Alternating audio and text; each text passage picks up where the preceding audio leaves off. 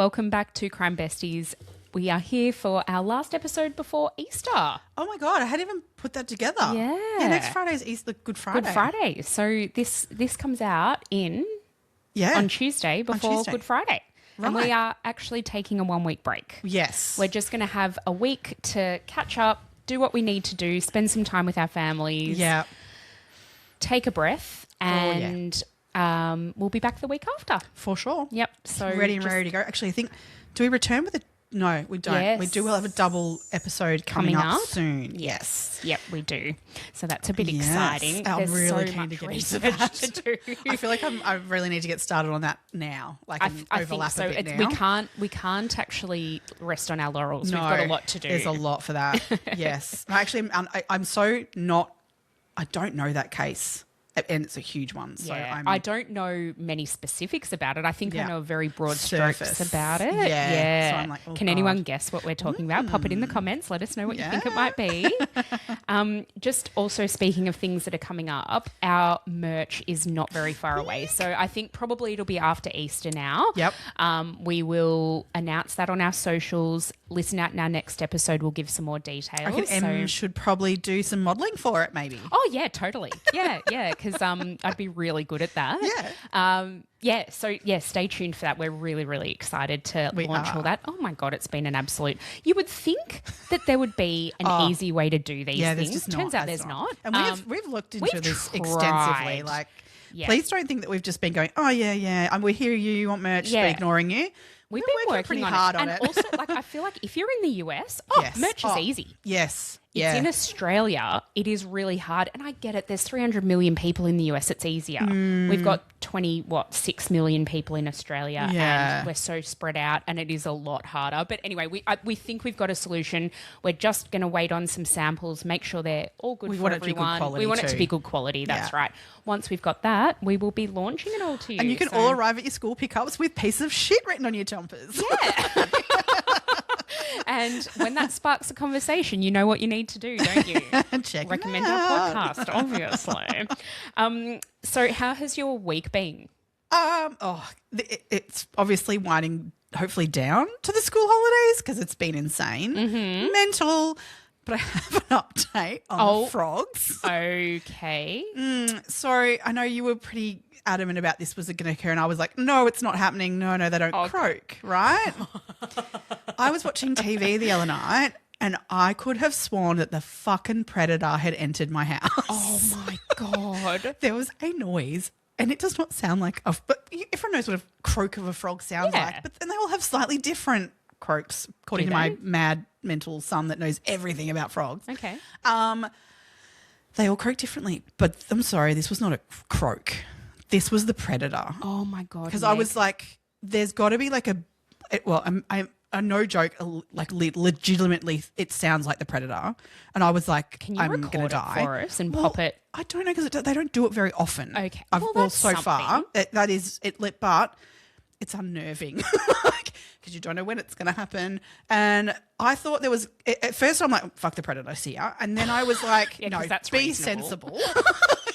There's got to be a bird in here. Like, oh God. It's not a bird in my house. And I was like, no, this is the frogs that are making that noise.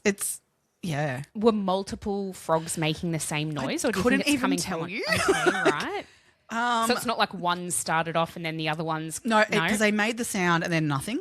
And then I went to bed. That's almost a little more unnerving. I know, because then I'm laying in bed and I hear it and I'm like, oh, the fuck? Like, Yeah.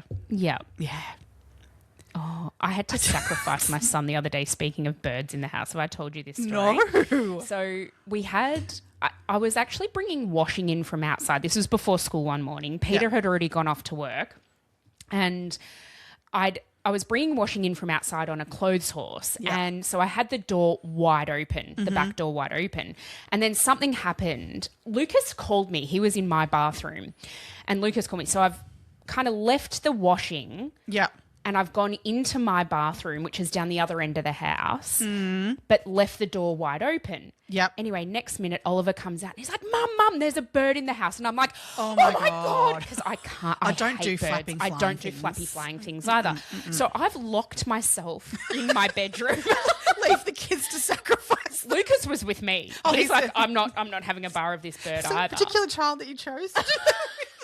So I'm like, Oliver, sacrifice yourself. And he's like, Mum, calm down. I've gotten the bird out. And I'm like, I'm thinking to myself. He's the right kid to be doing that. Kid to be doing that. And I'm thinking to myself, I'm going to go out there. There's going to be like bird shit everywhere. Well, no, not a problem. Not a feather. No? Not a feather to be found. And it was one of those minor birds. They're evil, those birds. I'm convinced they're evil. They're up there with pigeons. Yeah. Yeah. Filthy little fuckers. So thank God Oliver was home. I don't know what I would have done. I would have had to have stayed in my room. Sorry, Ollie, get yourself to school. Oh God, yeah, just life over, done. Yeah. We're done. That's where it ends. Yeah. You know how people are like, oh, if there's a spider in my house, I'd rather burn it down than have to burn deal that with shit it. down. Oh, see, Yeah. I'm fine with spiders. I can do spiders, creepy crawlies. I have no issue with whatsoever. Birds, No, I do get you entirely. I'll never forget that my brother is like, he cannot handle any kind of bird. Whereas I'm like, okay, flappy things. Yeah, I can't. When it's flapping and flying, or not. He can't stand birds, full stop. Like there's like, right. So as a teacher, I used to do the whole egg hatching program. And, you know, and so we ended up with these chickens and I'd bring them home on the weekend to look after them. And my brother could not handle cute little baby chicks. I couldn't either. Honestly, No? I couldn't. No. I can't. I can handle. They're little tiny little chicks chirping, like kind of thing. He was like, he fully like could not handle them at all. Yeah, no. Being in the same vicinity as him, it was bloody hilarious. My in-laws have chickens. Yeah. I mean, they get them grown, so they have them for eggs. Yeah. And I can't even go in the coop. I can't. But I they guess I'm flap. used to that. Growing up, we used to go to my nan's farm and stuff, and I'd go and collect the eggs every morning. It was my job to do that. But yeah, I can handle that. But I can't say if they do the flappy, if they start flapping, I'm out. Like, but as long as they're sitting still, I'm okay. But even then, you don't know when they're going to flap. So Don't know when they're going to flap. I can't. I just can't. I just absolutely can't. Oh, Jesus. We've had a really busy end to this term. Yeah. Like the stuff at schools, really ramped up towards the end. Next week's the last week of term, and Oliver, my grade 6 kid's going on camp. So I'm like, oh my God, they're going to be exhausted when they get back. Yeah. But at least then we've got the holidays. Although I feel for those kids who where I was only having this conversation with someone the other day, they've planned their Easter holidays, right? And they're going away camping. So their kid gets back from school camp and then goes camping. And she's like, it's going to be a write-off. It'll be a write-off. It's going to be a shit show. Yeah. You're just going to have to deal with the moods and everything that comes with it. Hopefully there's no illness on camp. Touch wood. There's always illness. But anyway, we'll see. We'll just deal with it. Take it as it comes. They're all very excited about it. I bet they are. So. It's grade 6 camp. I mean, we were looking as well the weather, because it actually looks quite good for next week. Yeah, it does. And we're saying that, they'll have fun regardless of the weather anyway. Because did they have a beach thing yesterday when it was pissing with rain? Pissing down with rain. They were down at Mordialloc Beach doing, God only knows what. They were just... Yeah. Oliver was so disappointed because they didn't get to do all the things, because it was so windy as well. All the sand was blowing on everyone and in their faces and stuff. So he's like, look, it wasn't what it was meant to be, but they would have had a ball. They still had a great day. Yeah. The bus trip's fun, let alone what you do when you get there. Exactly right. I've got some more recommendations. I feel I've been doing this a lot lately, but I really feel strongly that I need to get these recos out to the people. Yep. Mostly to you as well. Yes, definitely. I need them. Did you ever watch Deadlock season 1? Oh my God, yes. How good is it? Deadlock season 2 is out. I know, I haven't watched it. It's on my list. It's on my list. It's so good. Yeah. It is so good. So they're in the top end this time. Yeah. Oh, it is everything you want it to be and more. Yes. Highly, highly recommend. Can't wait to get into that. And then my other recommendation is How to Get to Heaven from Belfast. Oh, I don't know this one. It's on it's on Prime, I think. It's on Prime. And it is for all of our listeners on this podcast, you will love it. Yeah. Because it's a bit of a murder mystery, but anyway, watch it. Yeah. It's so funny. It's about a group of, it's about a group of 4 girls, and something happens to one of them. Okay. As an adult. So there's flashbacks to them as teenagers, kids, right. and then them as women. Yeah. And it's fantastic. The characters are amazing. I fucking love their accents. Did you ever watch Derry Girls? Obsessed. So they've got Derry accents, which I just bloody love. Yes. And it's great. Yeah. It's so captivating, this show. Yeah. It's fantastic. So I've just finished that this week. So it's really, really good. Getting onto that one. Because you know what comes out today at 2 p.m? Oh, what? The last install of Love Story. Yeah. I mean, we all know what happens. Yeah. Unfortunately. But still, I'm just hanging to watch that. Me too. Yeah. Me too. So did you, like, in the last episode was like watching the Princess Diana stuff unfold? Yeah. That was interesting. It's a really it was interesting an interesting perspective of and that. point in time. Yeah. Incredible. Because, I mean, that's such, I mean, it's well, similar to his dad, you know, like everyone knows where they were if you were alive. Like, obviously, I mean, even I wasn't alive then. For Princess Diana. No, or JFK. JFK. You were close, though. Not even. God. That everyone knows where they were when those events sort of occurred. Like, and to have that kind of, I guess, to have another one of those moments in his time, in his lifetime, and hit him, you know, so hard, obviously. Of like, course. wow. Yeah, wow. huge. Absolutely massive. Where were you when Princess Diana died? I was actually at school. Okay. Well, it was because it was a weekend. It was either a Saturday or a Sunday. I was at school rehearsing a play that we were doing. And I remember someone coming in and telling us, and all of us going, nah, whatever. No, that's not true. That we then just derailed the entire rehearsal that we were having, like searching, trying to find out information about it, kind of going. And it wasn't as easy to search back then. No, because it was like 1997, I think, when that she died. passed away. Yeah, must have been. Yeah, must have been year 11-ish. Yeah. So it was we were trying to find out information. I remember it was just being derailed from the rehearsal and then kind of having it confirmed. And yeah. What about you? Where were you? I was actually at a girlfriend's house. We were having a sleepover, and I remember we were in her lounge room, and her mum was like, we were in her bedroom, and her mum was like, come and watch this on TV. Like, something's happened. Yeah. And I think it was just, I remember the announcement was like, we've just found out she died. And it was just, oh my God, it was unbelievable. Yeah. Wow. I mean, Crazy. I think we found, like, this person was coming saying that the car accident occurred, and because it wasn't confirmed till later in the day that she had died, kind of thing. So that's we were right. like, nah, what? Like, Insane. Huge. Absolutely insane. Yep. Crazy. For sure. We have quite a few shout outs for today. We've got 3 new Patreons. So Hayley Hickman, Christy Koleski, and Jodie Dench. When Jodie Dench signed up, I have to say, because the notification kind of popped up on my phone, and I was like, Jodie Dench? I'm sure she gets that all the time. I'm sure. I just realised when you said it, I was like, I know where you're going. Anyway, welcome, Jodie. Welcome, Jodie, Hayley, and Christy. Thank you so much for joining us. Amazing. So very much appreciated. Yeah. So today we are talking about the case of David and Catherine Burnie. This is just, I feel like...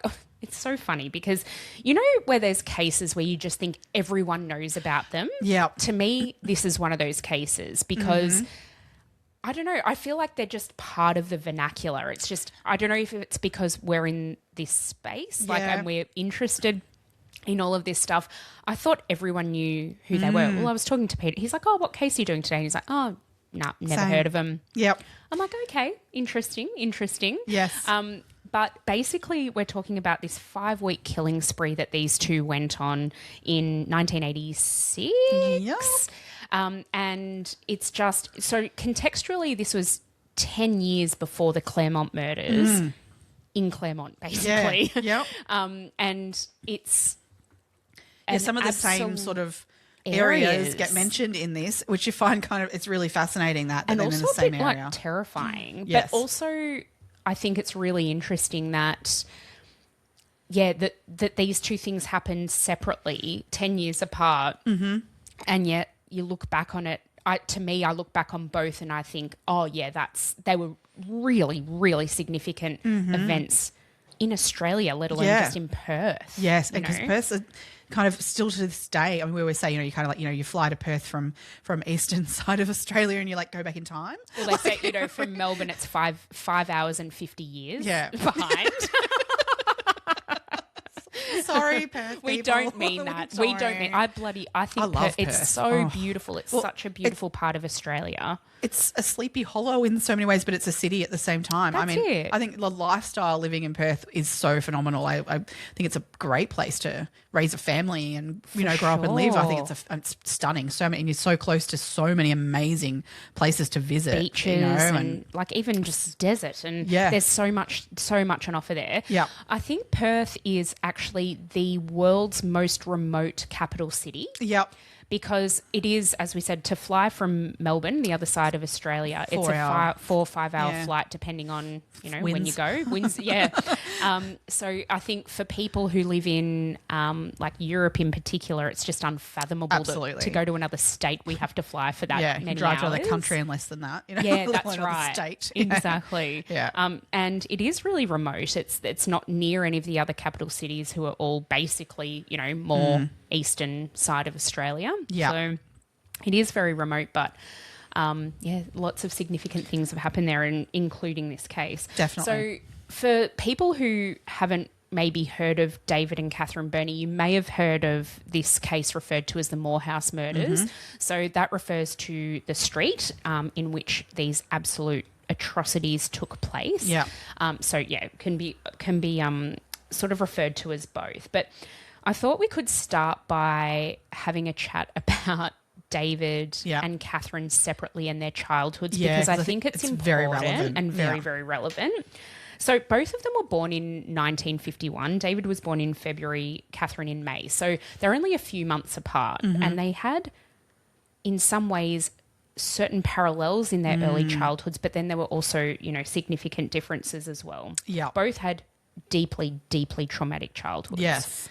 So David was the eldest of 5 children. His mother was a chronic alcoholic, and his father was physically disabled. I believe his father had scoliosis. Yep. But it meant that he had very limited physical ability and therefore very limited ability to go out and earn and provide for the family. Yeah. Whether that was the only thing stopping him, I don't know. I get a vibe. The house that they grew up, that David and his siblings initially grew up in, was apparently absolutely filthy. Like, they didn't really want children. No. They had no intention of really raising them or caring for them. Yeah. Neither of the parents ever cooked a home meal. Apparently, they often didn't even have electricity in the home, and so the refrigerator the door was left open. Left open, and the kids would just get whatever rancid food was in there. And that was from a very young age. It was literally, if you survive, mate. Like, good for you. The expectation, I think, as well was that, I don't know whether David took this on himself, or whether this was an expectation of his parents, but he tried in some ways to look after his younger siblings and find food where they could. It's heartbreaking. This is the only time I have sympathy for this bloke. Yep. It's, he's a victim of circumstance in this situation for sure. Yeah. There were also rumours of family incest. With the dad in relation to the dad and the children in the family. Yeah. Apparently, David's mum was disgusting. Like, she was completely unkempt, swore like a sailor. Yeah, well, nothing wrong with that. Nothing wrong with that. Fucking hell, yeah. Fucking oath, mate. But she never cooked or cleaned. She would exchange sexual favours for things taxi rides and other services that she needed. Yeah, and in front of the children. Yeah. Yeah. Yeah. So this is not any typical upbringing by any means. No, not at all. When David was 12 years of age, his family moved house and they ended up moving next door to Catherine and her family. So she was also 12 years of age. Now, Catherine's childhood was was tragic in a very different way. Well, in some ways, in a different way. So Catherine's mother died in childbirth when she was delivering Catherine's younger brother. Yes. Catherine's younger brother then several days later passed away himself. So it was just Catherine and her father. Yeah, at the age of 2, she was, on her own with her dad. With her dad. And he decided to move to South Africa. Mm-hmm. And he was very, very abusive, Yeah. verbally and physically. I don't know if it extended to the sexual Sexually? stuff. There's nothing. No, we don't know. You didn't find anything to that effect either. No. Given everything that happened, I'm not at all suggesting that her father was a perpetrator of sexual violence, but I question whether she had some kind of sexual violence in her past. Yeah, I don't know. There's nothing out there that says anything about it. It's a dynamic that I think would be possible given everything that came after. Yeah. So after being in South Africa with her dad for about 12 months, he decided he couldn't handle her anymore, didn't really want her. So he sent her back to Australia to live with her maternal grandparents. Yes. Now, her maternal grandmother especially her grandmother, was very, very strict. And this was a really difficult situation. I mean, if you think about it, from the perspective, she would have been, 4 or 5 years old at this point when she was sent back to live in Australia with her grandparents. Yeah. The disruption of losing your mum, losing your brother, moving to South Africa, your dad not wanting you, moving back to Australia, that's a lot on a very young child. And not only that, you sort of, I mean, okay, from a perspective of a child at 2 losing their mother, and yes, tragic circumstances how she was lost, but a child at that age can take that as abandonment kind of, sort of issue. Then dad is abusive towards you and also then decides, I don't want you anymore, more abandonment, sends you to a home where, again, it's very strict and tight because this family kind of very easily could be perceived by that child like, because you don't want me, like I'm a problem. So from that perspective of a child of that age development, the brain is basically perceiving all of this as I'm unwanted by everyone. I'm rejected by everyone and society in whole. I'm no good. I'm not meeting anyone's standards. I'm just a problem. Well, then this got worse for her then, didn't it? Yeah. Because her grandmother had this massive seizure which landed her in hospital for a significant amount of time. Yeah. And she was then shipped off to live with her auntie and uncle. So she's again been just fobbed off. Like, it's shifting and shifting again. It's So that when you think about what that actually, the impact of that mentally at that age, of what that is doing to her. The auntie and uncle then rejected her and sent her back to her grandparents again once the grandmother had recovered. Yeah. Oh, the disruption by to everyone. To this little girl's life is crazy. So you can understand that when she has, at the age of 12, a boy moved next door who they interact and go, oh, someone wants me. How dependent you can become very quickly on someone who shows any sign of affection. It may have been as simple as we like the same thing as a 12-year-old, of what the interpretation of that young girl who's been rejected by everyone, how that must have felt. I fully agree with you, and that is exactly what happened. So I think Catherine David was quite a switched-on boy for somebody who didn't go to school all that often, and wasn't. He was neglected by his family. Yeah, he was actually very well read, and he knew a lot about a lot. Yeah. So I guess that was probably how he passed his time. But that was really intriguing to her. He knew about, politics and current affairs and science, and he was engaging. Like, he was really charismatic and really drew her in. And it got to the point where the two of them were engaging in a sexual relationship before they turned 14. Yeah. Yeah. But and like, taking away what happens down the track, looking at it just at that point in time, I can fully understand why that occurred, because these are two people who have been like treated so poorly by the world, who find each other and like go and you feel like you have a person. And I can fully understand that becoming a sexual relationship even as a 14-year-old, because it's just like how I want love from someone and I'm getting it. They gave each other exactly what both of them needed. Yeah. And I mean, that doesn't happen in life very often, like for people like that. That's so true. So I mean, it was so circumstantial that they came together, but you're right. They found what they needed in each other at the time. And I do wonder whether if paths had not gone how it went, as in if this was the moment where they found each other, they are in love at 14, they get married at 18, have babies, have a life. I wonder how that would have looked compared to then what happened for them, because unfortunately their lives around them are so fucked up that this doesn't go down that narrow path of, they've found each other, life continues with just the two of them. Yeah, that's so true. So what happened after this is David and his siblings were removed from the home due to neglect. So they were obviously, I think, Child Protective Services, whatever they're called in WA, I'm not sure, but they were involved with this family on and off over the years, but it got to a point where it had like reached... not enough, to be honest, earlier. Absolutely not enough, and not early enough. But it got to a point where the children were removed from the home and sent to foster care. And so at that point, David and Catherine lost touch because, he's been removed. She's obviously still at home with her grandparents and that's kind of how it went out. David then he was a very little man and very small and skinny. I mean, he was probably malnourished from birth. Yeah. So he's probably failure to thrive and, he never probably grew to his full potential. Yeah. And so he was an absolute shit at school, apparently, like always getting into trouble and... not doing his work, just causing trouble. Not due to the fact that he wasn't intelligent, as you're saying. Right. Yeah. Yeah. Yeah. He was just a shit. Just a shit. Well, yeah. When he'd been raised like that, that's it. I mean, he had no boundaries at home. No. So he decided, I think he was probably pushed to leave school. And he became an apprentice jockey. Now, this is where all the fucked up shit really starts. It gets real bad here. So he was actually a boarder at, was it Ascot?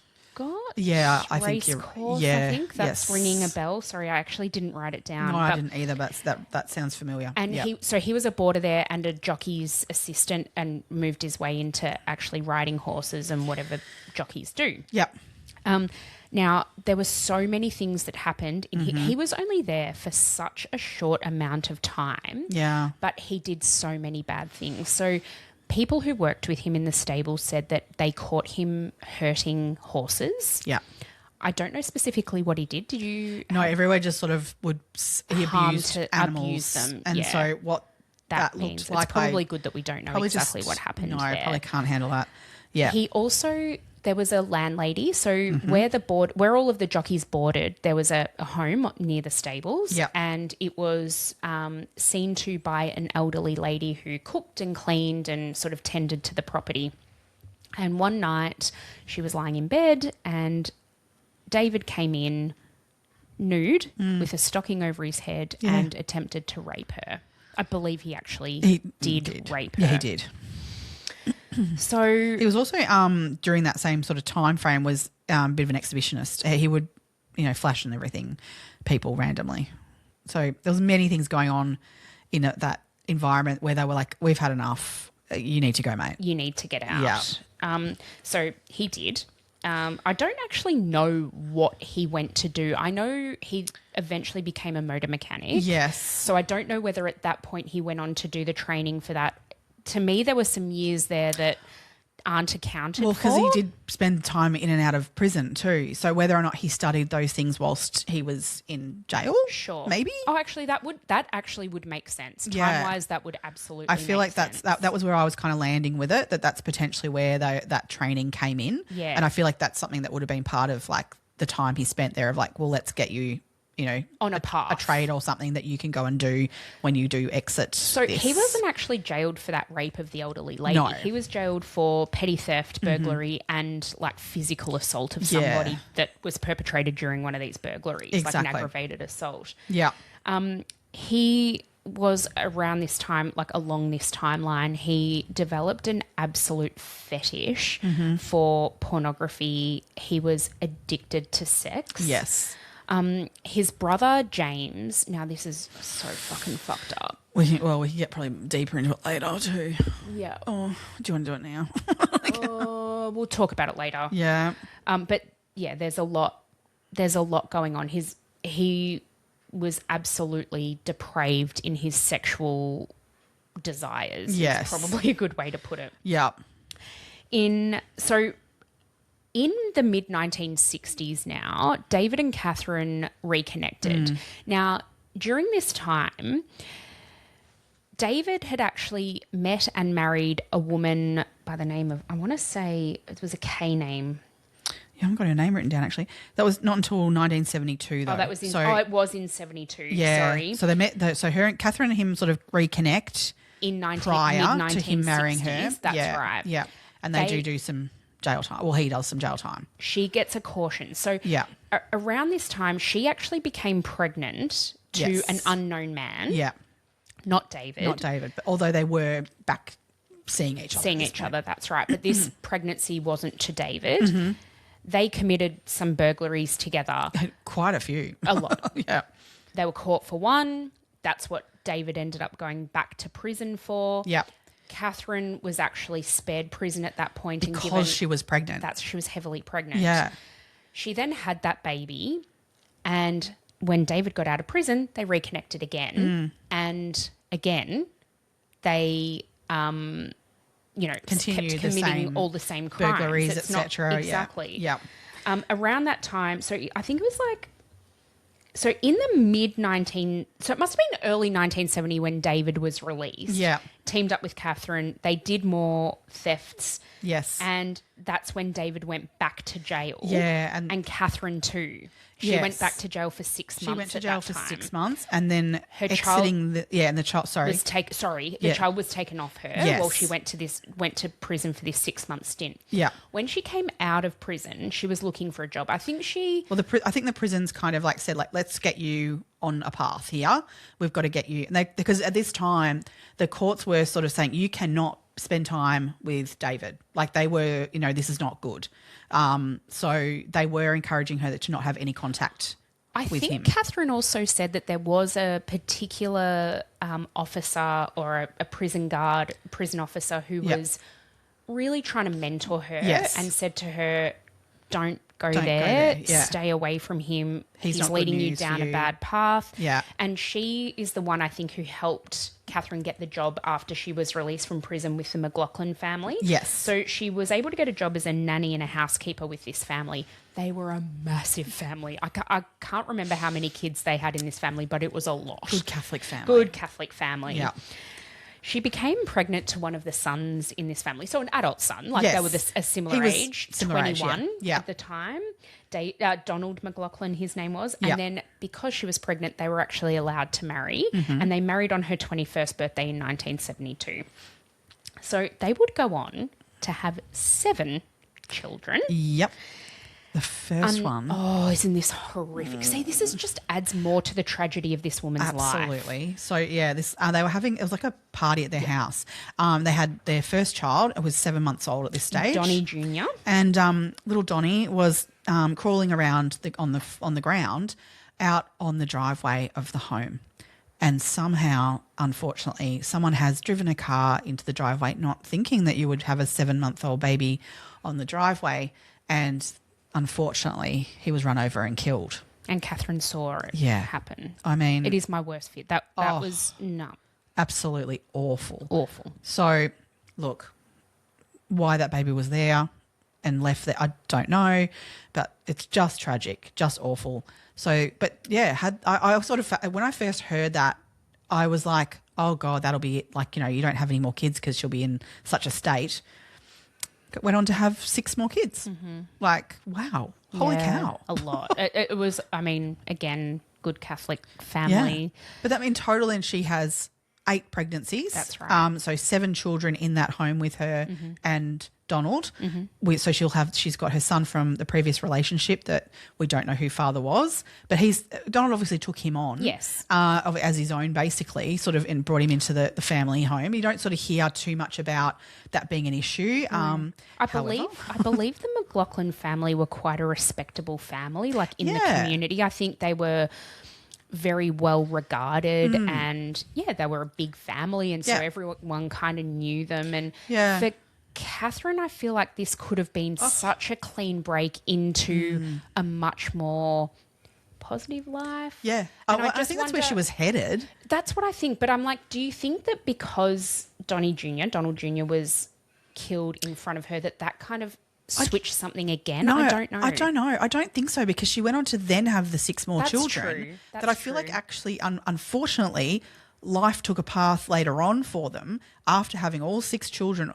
There was some talk around like that she never really maternally sort of cared for those children naturally, we instinctually. actually know that as a fact, Yes, don't we? We do. But also then Donald has an accident and injures himself where he can't work. So the income stops. And so she's there with 6 children plus his father, I believe. He fell ill. So she's at home with 7 children and looking after an injured husband. Disabled husband. And father-in-law who's also unwell in the home. Well, so that's actually a lot for anyone they to had take to on. move houses into council housing. Yes, they had no income. They had no income, so they couldn't afford to stay where they were. Yeah. They went into government housing, which I think was not ideal. And it also then led to, I don't know, the way I think about it, you know, if you put yourself in Catherine's shoes there, right? Yeah. You're in a pretty shit situation. Yeah. There's you don't really have much going for your life. Even at if you that are the time. world's greatest mother, you know, trained nurse, you know, to manage that, that's a fuckload for anyone to take on. That's right. Not that I'm trying to defend this woman though. No, not at all. But we're just trying to understand it, right? Yeah. Not that there's a lot to understand, especially as things come out. But Catherine was also not good at keeping the house. I mean, she hadn't been raised to know that stuff either. I mean, when you think about it. No. Yeah. But, and I guess she's got 6 kids. She's got a husband and a father-in-law who she's trying to care for, but apparently their house was really unkempt as well. Yeah. And I guess the kids were wild. You know those families that you just look and you're like, oh yeah, that's one of them. Yeah, I can imagine that was that. They were I that think family. anyone with that many kids, it's like they just. I mean, I don't know how bad it is with 2, how much they rile each other up. I can't imagine that many riling each other up. Holy fuck! You'd have to just kind of be like, yep, all right, you go do you. Yeah. So I guess running alongside this of like what Catherine's life's looking like. Then we've got David on the other side, who also married in 1972. Yeah, so that was a woman named Kerry. I did write her name down. So, and again, he was living a very normal life. I mean, it was quite, the marriage was good. They had a daughter, and everything was going well. Unfortunately, though, David did have an accident as well at work, and he hit his head really severely. And I mean, head injuries just aren't good. I mean, you put it in the context of who he was anyway, add a severe head injury to that, holy fuck. Which Kerry has said it changed him. Yeah. Although, I mean, I'm sure a lot of these behaviours were already there. I think from what we know of his childhood and and the fact that he raped a woman, you know, an elderly woman at the age of 15, you know, all these things, you kind of go, well, it was there. It was almost, I feel like he was almost faking it, and the head injury, like, you know, faking it to be, you know, normal, having this normal house and life, but the head injury just kind of went, fuck it, I'm not going to put the mask up anymore and be who I am. I don't know, that's just my take. But so she ended the marriage in 82 because it was not a good household. He was abusive. She said his sex drive got really uncontrollable, and he was having multiple affairs. He was wanting sex like 6 or 7 times a day. And the clincher for her was when he brought home his 16-year-old girlfriend. Yeah. To the house. Yeah. And she was moved him in. He moved her in. Yeah. It was like she was like this 16-year-old was like his sex slave. It's like a 3-bedroom home, and so he moved her into. Oh no! Or did he move the daughter out of her room? And that's right, he moved the daughter out of her room into with his wife, and so they were sharing a room so that he could share the room with his 16-year-old girlfriend. But like at that point, wouldn't you be like, yeah, nah, David, you're not actually doing that? Yeah, I mean, I guess it's a sign of the times too. Is, you know, you're looking, you know, early 80s, late 70s. Yeah. I mean, and what that looked like, we don't know, I can't kind of judge that in that sense. I don't know. I feel for her massively, for Kerry. I mean, like, Me too. and the 16-year-old. Oh, God, yeah. Which, funnily enough, that didn't last that long. But Kerry went. She was out and took the daughter, and that was that. Well, they were over that. But, yeah, so the 16-year-old eventually moves out. And this is where Catherine and him come back together again. So this was around 1983 now. So David and Kerry had split up, but Catherine was still with Donald. Yes. But Catherine and David embarked on an affair For at this 2 point. years For a couple of years. Yeah. Then this is the bit that I absolutely cannot come at. Yeah. In 1985, Catherine literally left Donald with the seven kids at including home. the child that is not Donald's. Donald's, yep. Yep. Her youngest child at the time was 3, and she just walked out and left them all there. Now, with a physically disabled husband who was, I believe he was quite incapacitated. Yeah. Like, he couldn't do a lot. It was a back injury. It was a back injury. Yeah. The way that Donald found out that Catherine and David were back together and having this affair, right? Yeah. So not long after her last pregnancy, she decided to have a hysterectomy. Yes. She didn't want any more kids. She shouldn't have probably had the ones she did, but anyway. So not long after she'd had her last baby, she went back into hospital to have this hysterectomy. Yeah. And Donald decided, unannounced, to go and visit her one night. When he got there, David was sitting next to Catherine's bed holding her hand and stroking her hand. And he was like, oh, my God, I'm a fool. Yeah. I didn't see this. No. I didn't know this was going on. Then after that, it was like literally 2 years later that Catherine just walked out on everyone. Oh, my God. And left them with Donald. Yeah. It blows my mind. It totally blows my mind. Even she wasn't had that much maternal instinct, but how do you just walk out? I don't know how you would. I honestly don't know how you would. I really don't. No. It just goes to show she didn't have any maternal instinct, or her drive for David. This is it. Was so much stronger than that. Which, regardless, it's a fucked up situation. Because you could leave your husband, but still keep in contact with your children. Oh, for sure. Like, she chose so extreme of like, no, I don't want any of that now. Like, that whole life that I had. That's right. I want David, and that's it. We're going to get a little bit more later on in this story into her kids coming back into this, because I just think that's terrible as well. But we'll talk about that in a second. We can get into James a little bit here, I guess, though, too. Yes. So in this time where Catherine's still living with Donald, they're still together technically, and David is on his own living in his house. His younger brother, James, he'd been in prison for, unfortunately, sexually assaulting his 6-year-old niece. 6 month. I've heard 6 months, and then everywhere else I saw was 6 years old. Okay. So I was going to go with 6 years because I saw that more times than the 6 months. But also, it makes more sense to me that it's 6 years because of what he says said. about it. That's why I leant that way. But there was definitely places where I heard 6 months. Same. Anyway, so I'm not ruling out either. 6 years or 6 months. But anyway, and unfortunately, I will just say either I could be would true. believe either, and which is really fucked up. Yeah, especially even when he's oh God, we'll get there. Anyway, yeah, he sexually assaulted his 6-month-old niece. Now, as we just said, what he said, he said that you just don't know what they do to you or how they. No, he said. What? She led me on. He was inferring that she led him on. He said that. He actually said she led me on. You don't know what they're capable of. What she's capable of. That's what it was, the Yep. wording. Yeah. You don't know what they're capable of. 6 months, definitely. 6 years, definitely not able to do that. Sorry, what? It's so like so this whole fucked up. This whole family. I mean, I'm pretty sure James was abused as well as a child. So it's just that, and then continued cycle, to be right, and continue to be. Yeah. Because what happened was when he moved in with David. Because he came out of jail and had to have somewhere to go. Yeah. He asked David and said, because you've got, I have family to vouch for you to come out of prison, that he had to have somewhere to live with. David's the right person to vouch for you, and but David didn't want to even. He really didn't want anything to do with it, but he ended up sort of saying, yeah, folding and saying, all right, well, come live with me. James says that when he lived with David then, David's sexual appetite was voracious, and if he couldn't have sex multiple times a day, he would try and get it from anywhere. And on this there was a particular incident where he couldn't find a woman to have sex with, he attempted this many, many times. Went to him and said to James, I need to have sex. Can I have sex with you? Mm-hmm. To which James consistently said, no, not going to happen, mate. That's no.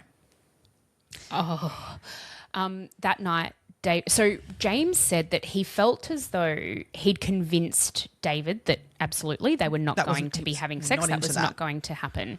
So James said he went to bed that night thinking, okay, well, I've convinced him. He's kind of backed off a bit. Mm-hmm. James woke up to David raping him.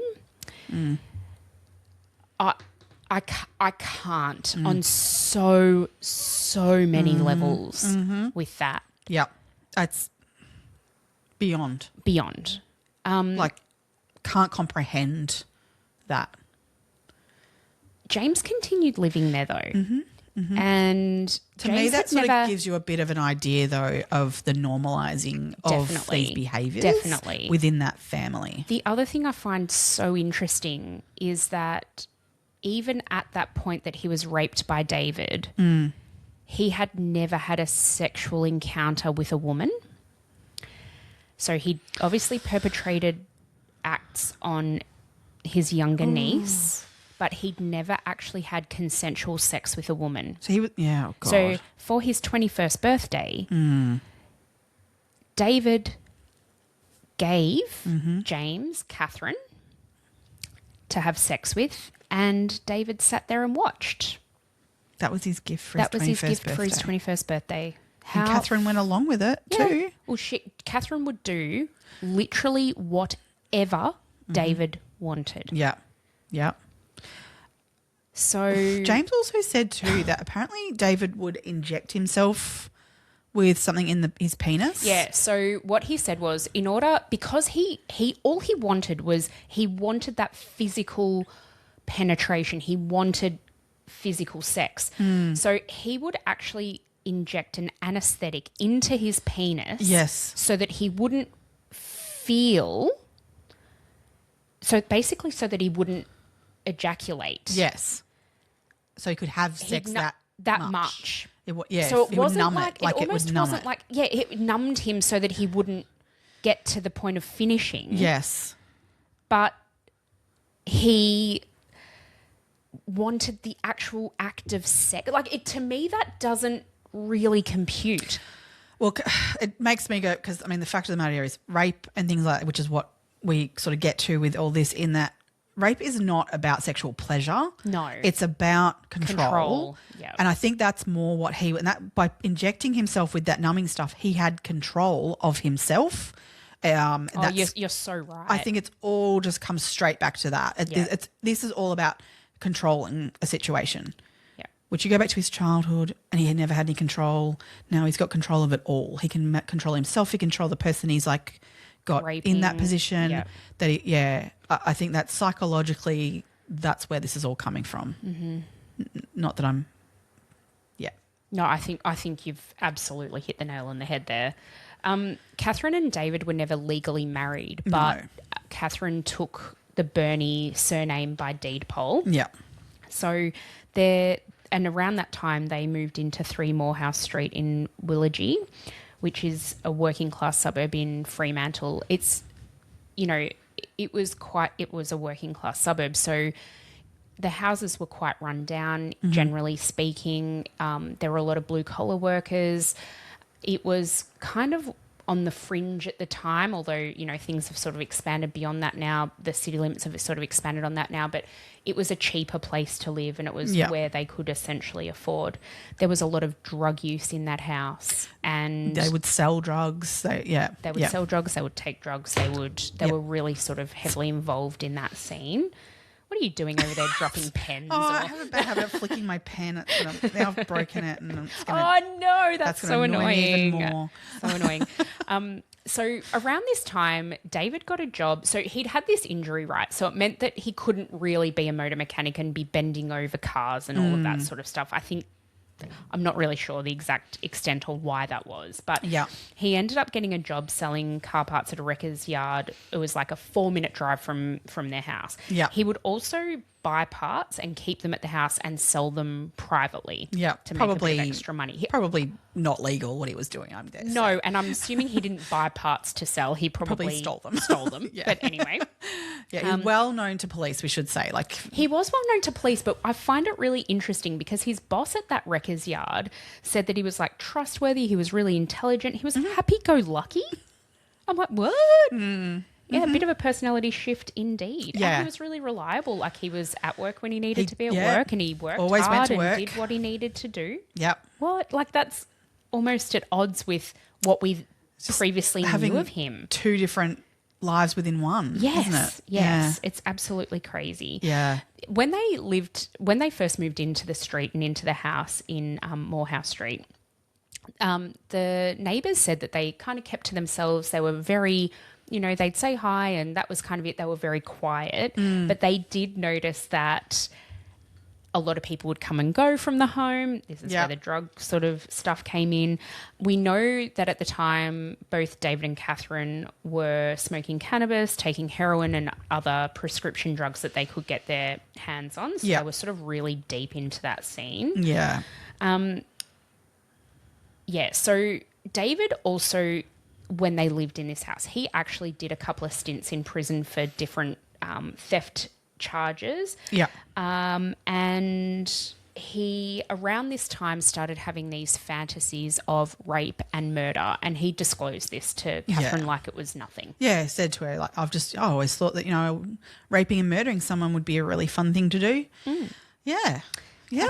Catherine was actually a willing participant in that, so he's disclosed this to her. Yeah, let's sort of see what we can do. And they did research it. They got books, of how to, perform the perfect murder, and all these sorts of things. They fully research. I mean, this is where we go back to that whole sense of like David wasn't a silly person. He was very intelligent, so he would read up on how to, commit the perfect crime. Like, I mean. Crazy stuff. Crazy. They researched like even, like blood typing and all of that sort of stuff because we didn't really, back in the 80s, didn't have the DNA any sort of data about that or books about that probably. No. But he's looked up like blood groups and how that gets left behind, what to do, where to place people, what's the likelihood of, and he even researched like timings of things. And so, yeah, it was very much planned. And they did test out a few things of like how to attract someone to be able to kidnap them, to bring them into this. They attempted one time where it didn't work, and so they worked out that it was best for them to do it together because that someone would feel more comfortable if there was the female there with them. You know what? I totally get that. Uh-huh. Like, if a man approached you in a car, as a woman, if a man approached you in a car, you would fucking run, No right? way. No. But if it was a man and a woman, you may give it a sec. You may be like, oh, okay, there's a woman in the car. Yeah. They're genuine. It's probably They're a fine. couple. They're a couple. It makes the man seem safer, for sure. Yeah. Because you know what? By and large, it's not women who do these things, who perpetrate violence, but in this particular instance, oh my goodness, were these poor victims just susceptible. It's just horrific. Yeah. So as we said at the start of the episode, this all happened over a 5-week period and it was escalating. Oh, big time. So the first victim was a girl by the name of Mary Nielsen.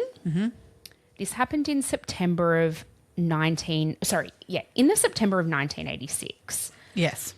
Oh, David placed an advertisement in October it was actually. Sorry. Yeah, the murder was in October, but just the month before because they were trying to figure out the best way to lure victims, right? Yes. So in the September, David placed an ad in the local paper to lure potential victims. That's right. Sorry. The advertisement said, urgent, looking for a lonely person. Urgent? I mean, what?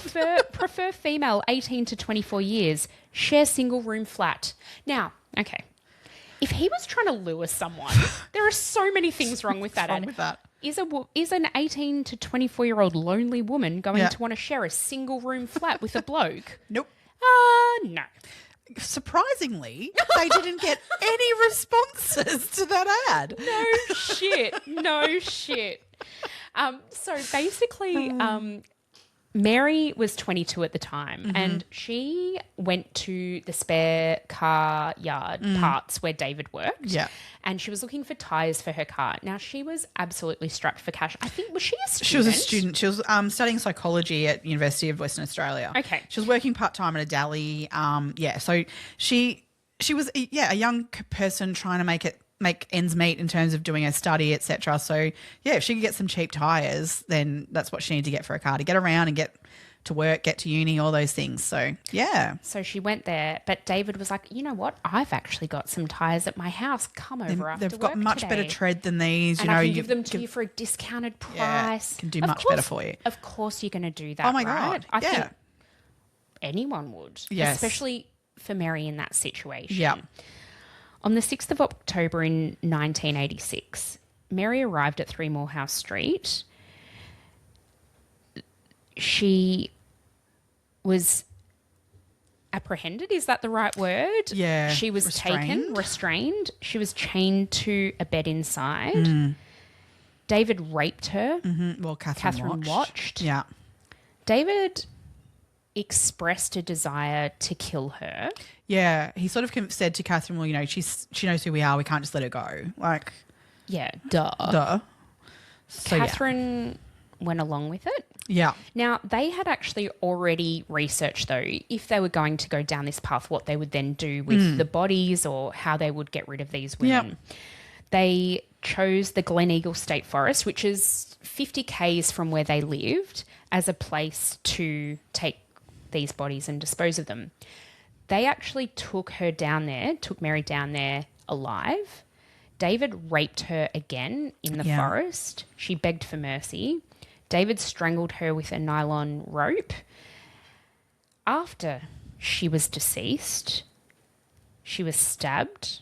Yeah. Her body was mutilated. Now, I don't actually know whether she was then raped post-mortem or not. Well, he did say that he stabbed her, though, because he read somewhere that would speed up the decomposition process.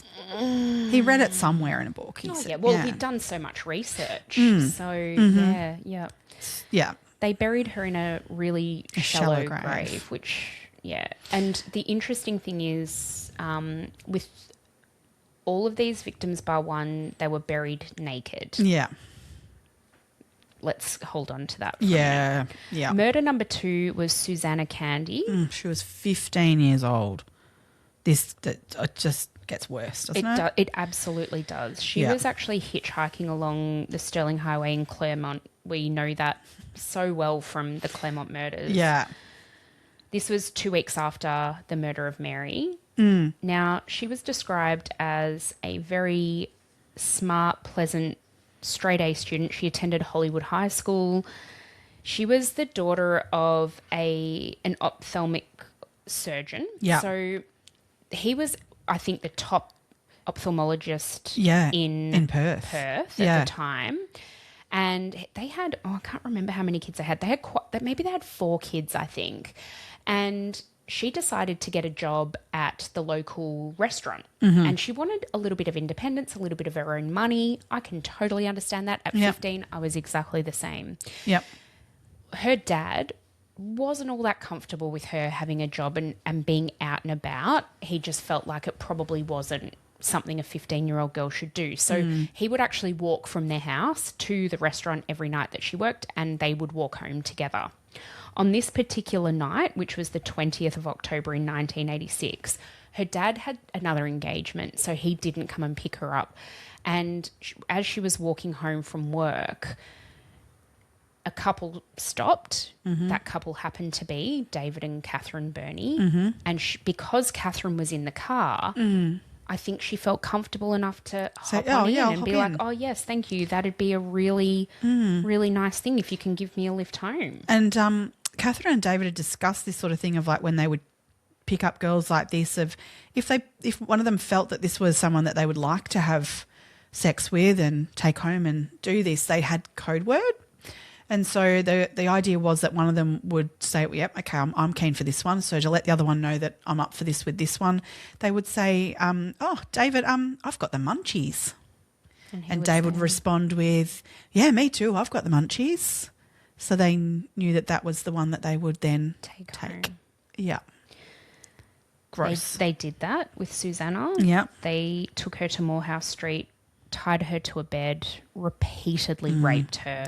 They kept her for days. Yes, this is the thing. So this is where some of the escalation has started to happen, right? Yeah. So with Mary, they raped her and murdered her in the same day. Yeah. With Susanna, they kept her for days and raped her like multiple times a day. They forced her to write a letter to her parents saying that she was okay and that she just needed some time away, needed some space. A 15-year-old girl. They said they didn't believe it for a second. But unfortunately the police did. Yes. Which that frustrates me too. no end, that the parents went to the police and said, their daughter was missing, but they'd received these letters and they said, but that's not our daughter. Like there's been no reason for her to do that. And at 15, there why is would she no be doing reason. that? And and the cops were like, oh, well, she's clearly okay because she's written letters. And so, yeah, look, she's probably just, as she said, needs some time and some space. But then leave her to it, she'll come home. Where is she? Yeah. She's not with her friends. She's not with our family. Where is she? They knew this was so not in character for her, and the police would not have a bar of it. Yeah, that's fucked. Yeah. It's so fucked up. Yeah. Apparently, they decided a few days later that it was time for her to be murdered. Oh. And David attempted to strangle her with a nylon rope again. Yeah. But she became hysterical and really started to fight Good back. on her. Good fucking on her. Yeah. But unfortunately, they just then decided to shove some sleeping pills down her throat. And once she was unconscious, Yeah. David said to Catherine, "Prove that you love me." Mm-hmm. So Catherine took the nylon rope and strangled her to death. They once again took her to the Gleneagle site where they buried Mary Nielsen and also buried Susanna Candy in the same place, which is just awful. Yeah. Just utterly awful. After they had killed her, they actually posted another letter to her family. So, it looked like she was still missing. But still not missing. And so the police still, she's after fine. a week or whatever it was, thought she was still a runaway. Yeah. Just horrific. After the fact, Catherine Burnie did say about murdering Susanna that she did it because I wanted to see how strong I was within my inner self. I didn't feel a thing.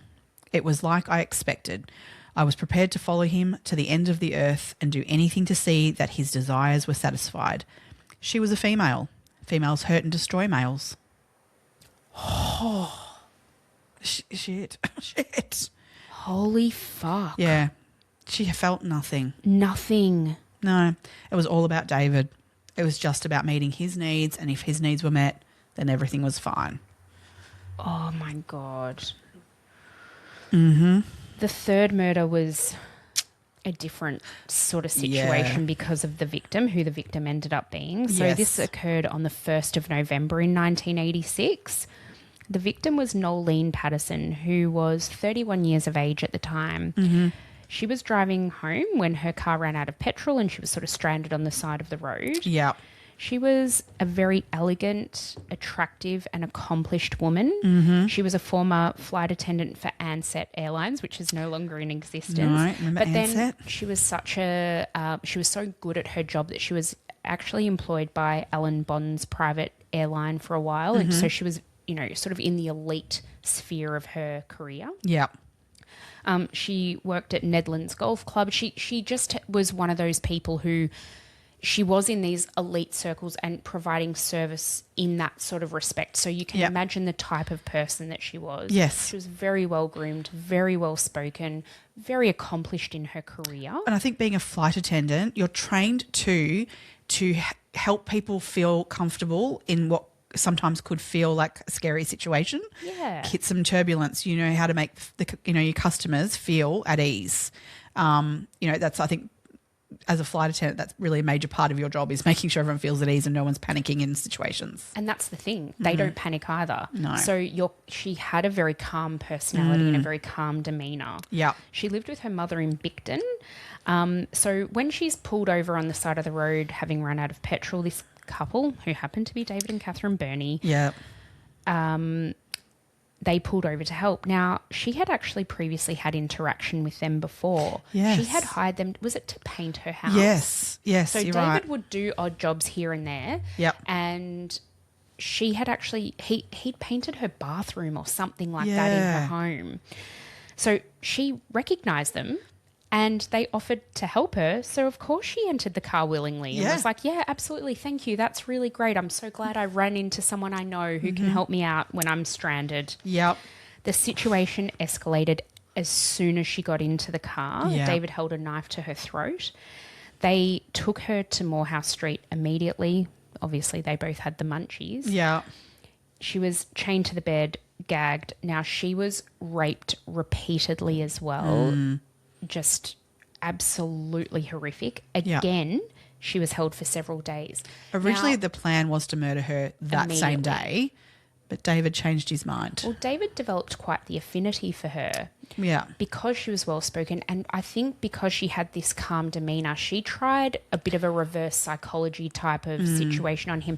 She pretended to be into it. And sort of, that she would She was wanting willing to be participant there. in that sense of like, that She was stroking his ego Yeah. in the hope to soften him. that he which- might turn around and go, hey, well, then we won't kill you and we'll let you go. Like, I can understand her thinking, and that could work in your favour to be as submissive as possible. And you know what?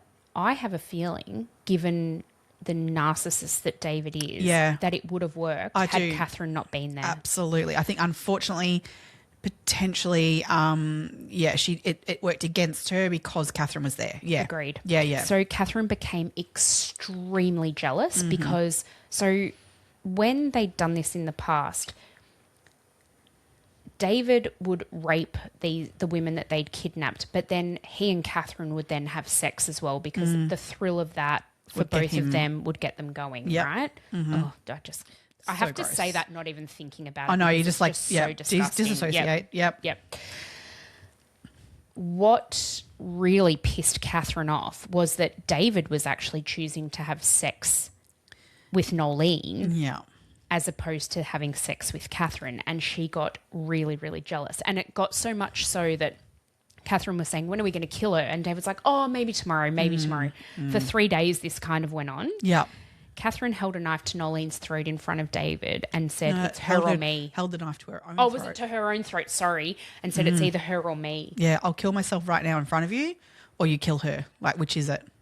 To which David said, yeah, well, Noeline goes. Yeah. So Because he was as infatuated with Catherine. I mean, in his mind, I can imagine him doing the whole, like, Noeline's not exactly going to let me keep doing this with other women, whereas Catherine will if I, that works for him. Catherine was complicit in all of it, as in she'd already been involved with all of this, whereas obviously Noeline was a victim of theirs. Exactly. So they did the same thing with her. They forced sleeping tablets down her throat because, again, she put up a fight. Yeah.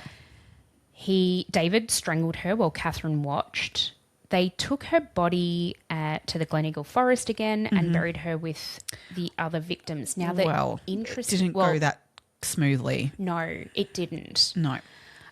Just really quickly, what I just wanted to say before I forget is that that Noeline was the only victim that they buried with her underpants on. Yeah. And I think that's because David liked her. It was almost like him A being respect respectful thing. Yeah. in some way. Yeah. In his own warped, weird way. Yeah. So, But Sorry. they put her in that shallow grave to bury her, and it turned out she wasn't dead. oh no, that was Denise. Oh my God, we're only up was to victim Denise. 3, Sorry, aren't we? sorry. Oh my God, no, this is how I'm like, no, we've got to be up to that one already. I know. There's Yep. more. There's more. Fuck me. So So- sorry, people. I don't want to confuse people. No, it's all right. So now we're up to victim number 4, who Now we're was up to Denise 4. Brown. So this was Oh, only I'm sorry, people. There's more. Yep. So the day that they murdered Noeline, they picked up Denise. Literally, I mean, this is the thing. They were not stopping. And this is where I'm saying it's escalating. So they had a few days big before time. the victims at the start. Yep. They were keeping them longer. They were perpetrating more Yep. sexual violence upon these women. Yep. And now they'd literally just buried one, and the same day they Picking up picked another up one. the next. So Denise Brown was God. captured on the 4th of November in 1986. Yeah. She was 21 years old and she was a computer operator, and she also did some babysitting for neighbours and for family members. Yes. She was sitting at a bus stop on the Stirling Highway, and the Burnies saw her waiting for her bus, and they stopped and asked her if she wanted a lift home. Same thing, she got in the car willingly. Obviously, I think, you know, Catherine being there again would have made her feel comfortable enough to do that. Yeah. After entering the car, David held a knife to her throat. They've taken her to Morehouse Street, chained her to the bed again. Over the next 2 days, they sexually assaulted her. Mm-hmm. They forced her to phone her parents. Now, so this was a little bit different in terms of They've gone from the letter writing to now phone calls. Yeah. Yeah. She did that. I mean, she was under the threat of death. She had a knife to her throat. She did say to them, was it her that she said that she told them that she was out drinking with friends? Yeah. Because she didn't drink. So she was hoping her parents would twig And go, to the fact there's that something wrong. That's not right. Like she doesn't drink. But yeah, they didn't twig, unfortunately. No. Yeah. I mean, I guess you're 21, you think, as a parent, you'd think, oh, okay, you've tried okay, it. you're giving You'd it a have go. given it a go. I mean, it's not outside the realm of possibility, is it? No. You know. no. Oh, anyway, this one was Catherine's choice to kill her after the couple of days. Yeah. They actually took her to the Nangara pine plantation to kill her. Now, Yeah. she was alive when they got there. Yeah. They David raped assaulted her her again. again. Yeah. Catherine was holding a torch while David was trying to slit her throat. He sort of stabbed her in the neck. Oh, he rather than stabbed her. Yeah, Right, it was a okay. stab in the neck. Yeah, he was convinced that she was dead from that. Turns out. So while he dug the hole, he's thinking she's dead from the stabbing in the neck, and he moved the body into the grave, and she sat up. That happened twice. Yeah. So after the first time she sat up, Yeah. Catherine went back to the car to get a bigger knife. An axe. After that was an axe. So the next one was a bigger knife. They Okay. then stabbed her in the God, chest. how many things they have with them? I know. Jesus Christ. They had their kill kit. Yeah. This was part of the research. Oh my God. David then stabbed her in the chest. They then they've then laid her down Lay her back down in again. the grave. Thinking she's dead now. Like, nope. Nope. She then sits up and gasps again. Yeah. David then struck her with the shovel that he'd used to Yeah. dig the grave, and then used an axe to actually bludgeon her to death. Yeah. Oh my. He struck her twice in the head and then buried her. Oh, God, awful. Just awful. I mean, horrendous. It was just horrendous. Doesn't even begin, does it? No, and I mean... Catherine found this murder particularly, like, she was quite squeamish. Oh, did she? Poor thing. I I'm know. sorry. Oh. Yep. Sorry, I fucking don't care. But this is where the escalation was heading, right? Yeah. This was 27 days of murder, abduction, assault, just absolute horrific crimes. Absolutely. Now comes, I have to say, the woman who deserves so much credit in this. I think without this woman... Oh, can you imagine? So many more women would have died, because even at this point, Yep. with these 4 women, who have gone missing, Yep. the police have not put together that there are serial killers out there. No. They don't.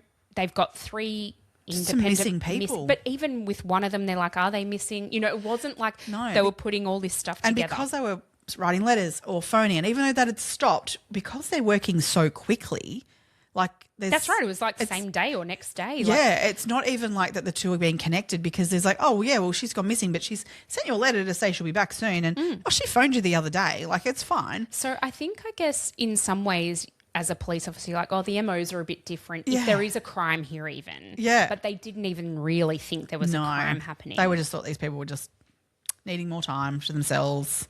What? Yeah. I think, so the final victim, Kate Moyer. Yeah. Amazing. She is such an incredible woman. I just think I am so in awe of everything she did. Yeah. Because without her doing all of those things and remembering all of the things that she did, I don't think we'd be where we are today. No, because possibly the police wouldn't have believed her anyway. 100%. So she's incredible. Let's get into it. Yes. She was out drinking with some friends. She was quite intoxicated and she was hitchhiking to get home. Yeah. After a night out with friends. And obviously the Burnies have come across her. They've picked her up. This is on the 9th of November, 1986. Yep. So this is only, again, 4 days after Denise Brown's bludgeoning, like horrific death. Yeah. Mind you, sorry, in all of this, we should say, David, with abducting all these women, which will come into play here, he just continued going to work every day. He never stopped. No. He was never late for work. He was never changed his demeanour at work. No one was sort of going, geez, what's up with David lately? Or, or he's late again, or, he's not shown up today. He continued his life around all of these murders and rapes and everything as if nothing else was going on. Mm-hmm. Yep. Wow. That's pertinent to the story for sure. Yeah. As soon as she gets in the car, again, she's met with a knife to her throat. They've taken her to the house and they've forced her to write goodbye letters. Mm-hmm. Okay. Now, she observes everything in this house. Mm-hmm. Now, David and Catherine were using code names. They weren't calling each other by their given names. They were calling each other by other names. Must have been in that book they read. Yeah. Don't let the victims know who you are. I've seen your face, but whatever. Whatever. Exactly. So, first thing that she does is she tries not to make herself a victim. Okay. She looks them in the eye. She tries not to show that she's fearful. Yeah. She actually befriends a little bit more Catherine. Definitely. In this, which, as we said, Noeline's tact didn't really go her way because of Catherine being there. That maybe the fact that Kate that she took the tact of befriending Catherine was maybe a better route. And I mean, how are you to know that? In this, I totally am not trying to victim blame here that she's or anything like that. But yeah, this was a tact that maybe was a little bit more workable in this scenario. With the two of them. She wouldn't have known. No, but she's just luckily picked the right one, I think. That's it. She just happened. This is the way she went. So I think because of the situation, and as you were saying, David was going off to work every day. So during the day, she had more time to chat to Catherine, get to know her, girl time, befriend her a bit. Oh God, whatever. And really, I think the idea from Kate's perspective was that psychologically, if you befriend someone, it makes it a little bit harder for them to then hurt you or kill you. They did say to Kate that she said they did say to her that we'll only rape you if you are good, which we know is not true. But I think Kate was kind of hoping, well, if we can just stick to that would be great. Yep, that'd be really that would be the best case scenario in this, because that's fucked up as it is. Yep. But yeah. She notices quite a few things in her days there. One of them was the fact that she could hear the Rocky movie being played on the VCR. She could hear a certain cassette tape that was being played over and over again. Who was it? Oh, God, now you've got me. I'll have a look. I think I have got it written down in my notes somewhere. But there was a particular cassette, songs that kept playing, right? Yeah. She also noticed a pill bottle that had David's actual name on it. So she remembered his real name. Yep. While she was tied or chained to the bed, she noticed that the window in the bedroom, there was like a 15 centimetre gap and it was never closed. They never really closed that window. So she was just kind of looking at her surroundings. She'd also been given pen and paper, obviously, to write letters to family. That she used the pen and drew pictures and things on the wall just in case she didn't make out of it. She also... They would see those and know that she was there. That's what she was saying. So she also drew pictures on paper and put them inside the pillowcase. Yeah. She wanted people to know that she'd been there. Yeah. And this ended up being such a brilliant thing for her to do. She also, they tried to give her sleeping pills because he would handcuff himself, David, to her in the bed and make her sleep there next to him. But they would also give her sleeping pills, but she wouldn't. What she would do is put it under her tongue, kind of as if she swallowed it, and then she'd spit it out, and she hid them under the mattress as well. So leaving again more evidence of herself being there. Yeah. Incredibly, what a strong woman. She just never went 17 years of age. I don't know if we said that or not. No, I don't know if we did. Yeah, she was 17. I mean, that's insane to have the forethought to do all these things. And to not go into shock. Yeah. And to be able to have the presence of mind to do it. Such a strong woman. Totally. So she also kind of got a bit of a feel for the routine of the house and the day, and the fact that David would go to work at a certain time and all of that sort of stuff. Kate asked, so this happened on the morning of the 10th of November. Kate asked Catherine if she could go to the bathroom. This forced Catherine to unchain her. And while Kate was in the bathroom, there was a knock on the door. Now, this particular person was one of the Burnie's drug dealers. Yeah. And so Catherine didn't want this drug dealer to know that they had Kate in the house. So she took Kate out of the bathroom and shoved her in the bedroom, but didn't have time to chain her up before running back to the front door to answer the door to the drug dealer. Kate used this opportunity to make a run for it. So she got herself somehow out of this 15-centimetre gap in the window because it wouldn't go up anymore. It's not like she could open it all the way. No.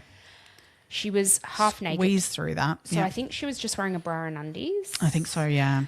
She ran. She tried, I think, to knock on neighbours' doors. No one was home. I mean, it was the middle of the day at this point. Yeah, most people working, yeah. She ended up at a delicatessen, and the owner of the business was actually standing at the front of the business. She ran inside and screaming. She's like, I've been raped, help, I need the police. Yeah. She was so terrified that nobody would believe her. The fact that that's even a consideration, I think that wouldn't happen in this day and age, you know. I fucking hope no, not. No, it wouldn't. It wouldn't. You cannot tell. It wouldn't happen.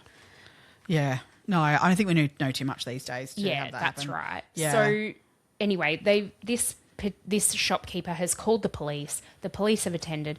Now this gets me. The interview with the sergeant who did this, I actually really thought he was great.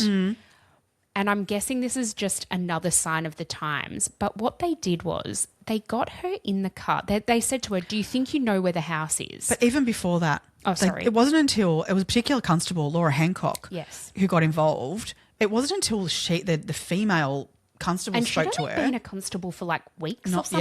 Yeah. It wasn't until she got involved that they actually believed her. Yeah. Which I really get really annoyed with that. Me too. But then they decided to put her in the car, it wasn't until they were in the car and got to the address where she really got really agitated and broke down. Because, I mean, how scary. You're taking me back to where I've just run from. Re-traumatizing. Again, I don't think that would happen today.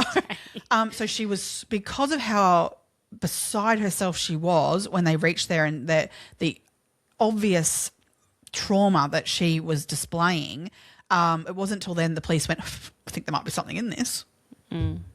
What? Dicks. Sorry. Awful.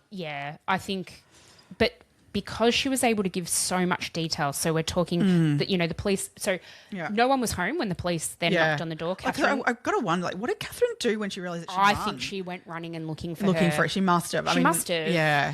Yeah. Because, an hour or two later, the shit police herself, went, absolutely. Or would she? I don't know. They're so weird. Well, apparently when she came in, she was just like, oh, yeah. Like, as in, we're caught. Like, as in, she denied everything. She did deny it. Initially she did deny it, but that was until David came back. But he told a different story of that. Yeah, we'll get to it. But what the police found was they found the VCR had Rocky DVD, VHS in it. Time travel. Yeah. They found the cassette, which I can't remember what that was, but that was in the cassette player. Yeah. They found the pieces of paper in the pillowcase, the drawings on the wall, the tablets under the mattress. They found the pill bottle that she described exactly where she described it. So they knew she'd been there. They knew she'd been held there. Yeah. And they believed her story. Yeah. So they then wait for David to get home and they arrest both Catherine and David. And initially they interview them, right? Yeah. They take them separately, interview them separately.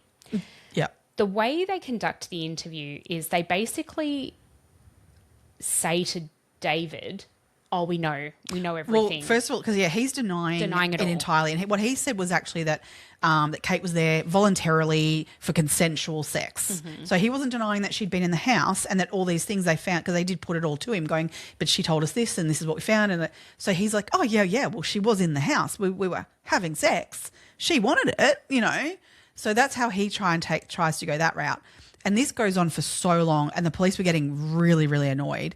They ended up trying to, so what they thought to themselves, they actually put together themselves that kind of like, you know what, we've got a few girls missing and this is kind of lining up. They did thankfully use their brains at this point and put it together to kind of go, let's try this guy's, call his bluff a bit. And what the cops did was they went, you know what, look, guys, we're over this. We're not even going to do it. We're just going to go dig the bodies up. Which they just happened to say the right thing, to which David went like, oh, they've already found the bodies, those. To which he answered, well, there's 4 of them. Which the cops were like, wait, what? Hey, hang on, wait. I didn't know what they'd stumbled across, really. Yeah, for sure. Because they were just really trying to stir him up. They didn't know how many. They didn't really know if it was true that this would be the guy. I mean, God, yeah, just lucky. I mean, they knew that Kate's story was probably true, but they didn't know that he'd been involved in anything else. Like there was nothing to suggest that he had at that point. Other than the fact they're going, we've got these other missing girls from the area, like what if this is his MO and he does murder them? And like that was all they were kind of like going, spitballing here. What about this? That's all it came down to, thankfully.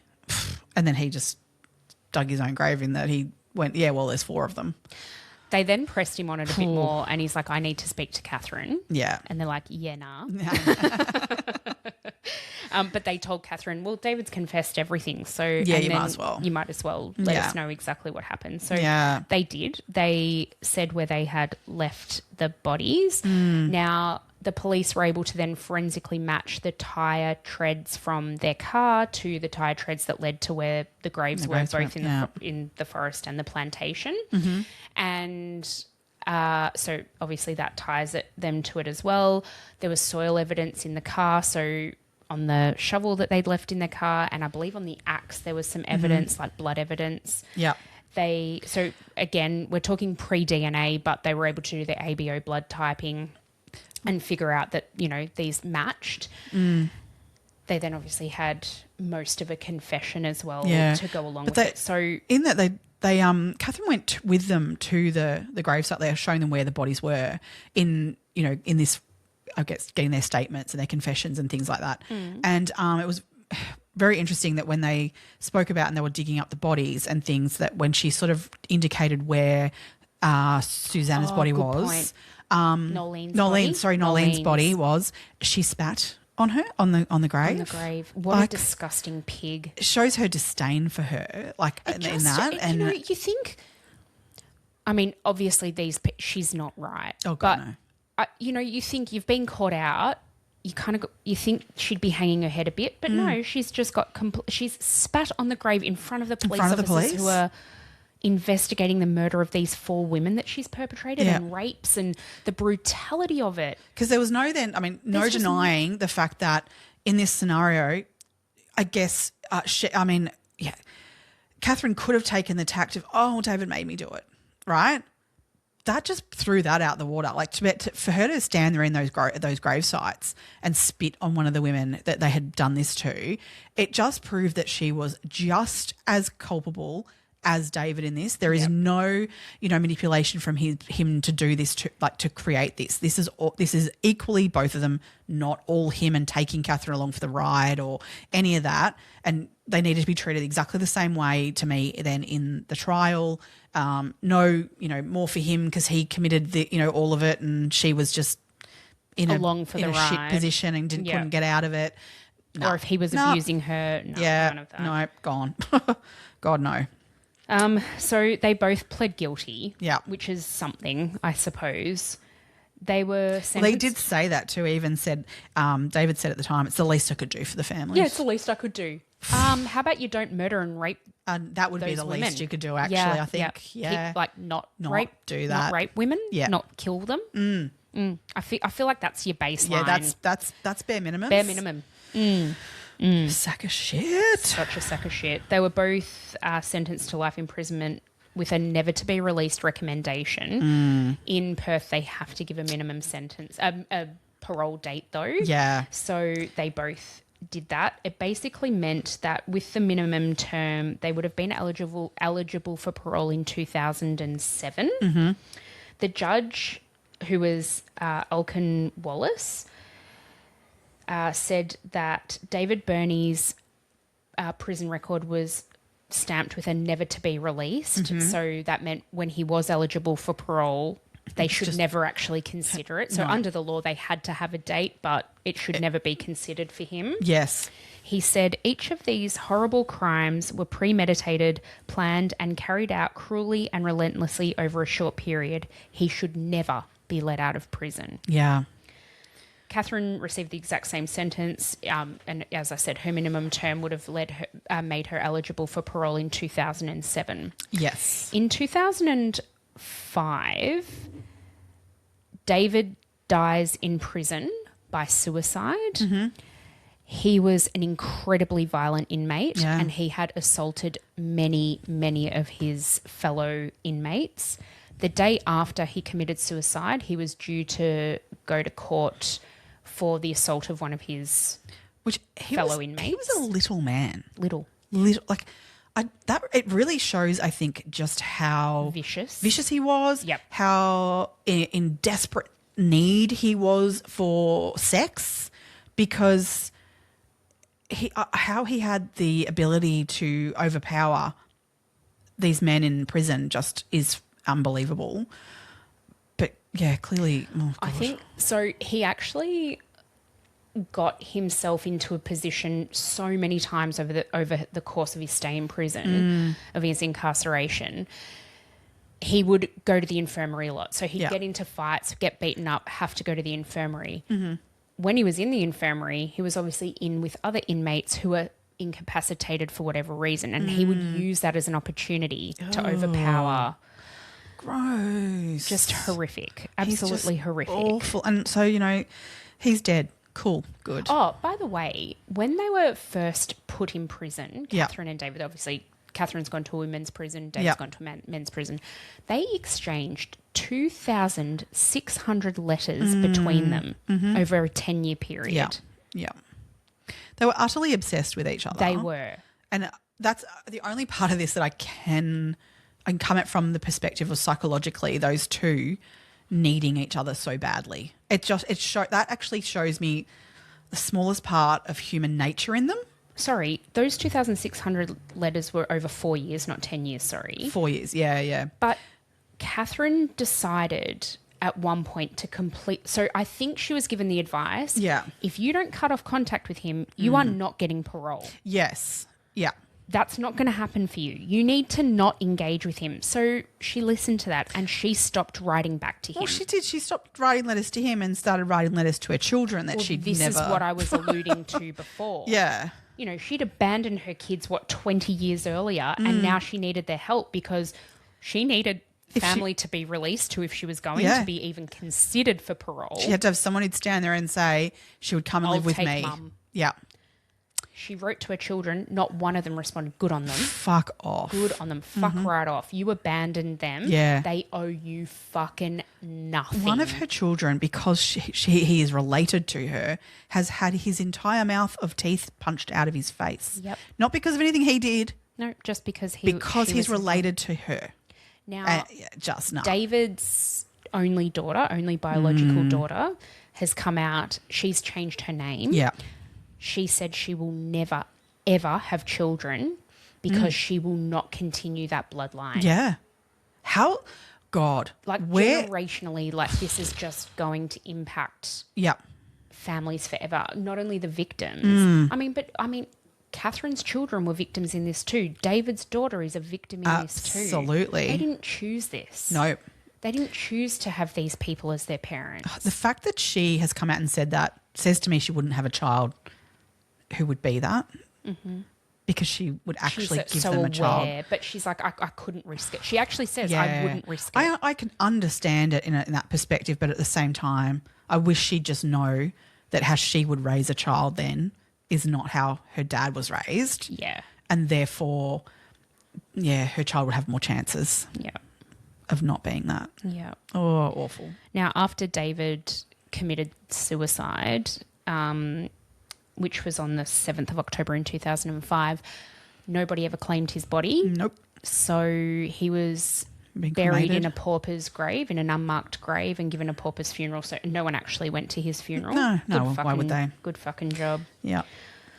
This case is so fucking disturbing. It's not even funny. Catherine is still in jail, obviously, to this day, and she has had parole hearings, but she's actually never put herself up for parole because she knows she's not going to get it, really. Yep. But she's actually the prison librarian. I know. I wonder what book she recommends to people. How to perform the perfect murder. Well, that's what I'm wondering. She's like, this one's a page turner. Read this one thoroughly. Oh man, because they did for a period of time. They did. And it's perform the perfect murders, I guess, in that sense that they managed to do it 4 times. It wasn't until the 5th attempt things went awry. And it was just so lucky. Oh, God, yeah. Kate's impact is actually really far-reaching. So yeah.